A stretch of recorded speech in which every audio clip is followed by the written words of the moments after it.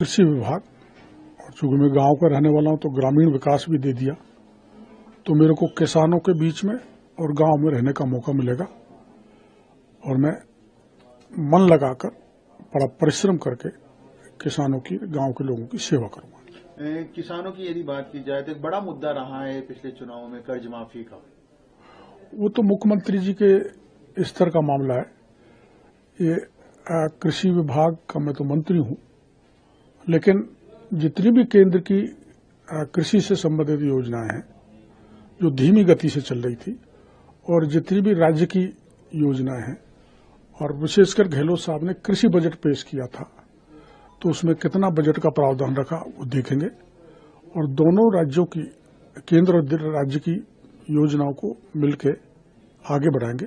अधिक से अधिक किसानों को और गांव के लोगों को फायदा जो इन योजनाओं के थ्रू मिलता है वो दिलाने का प्रयास करेंगे। मीणा साहब, राजस्थान की राजनीति में किरोड़ी लाल मीणा का नाम संघर्ष के लिए जाना जाता है।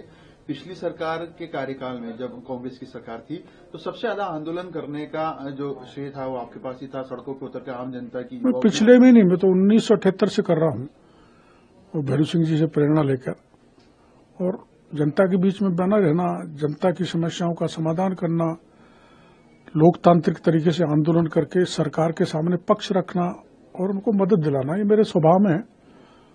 अब चूंकि सरकार में हूं तो माननीय मुख्यमंत्री जी और कैबिनेट के साथियों से मिलकर वही भलाई का काम करेंगे जो 40 साल तक जनता के बीच में रह के किया है। मीणा साहब, चूंकि ग्रामीण मंत्री, ग्रामीण विकास की जिम्मेदारी आपको दी है, ग्रामीण विकास के साथ पंचायती राज भी लगभग जुड़ा हुआ ही मानते हैं, और इसी तरह यदि कृषि की बात की जाए तो कृषि के साथ पशुपालन भी जुड़ा हुआ मानते हैं। जो विभाग पंचायती राज एवं ग्रामीण विकास, ये पूरा विभाग है।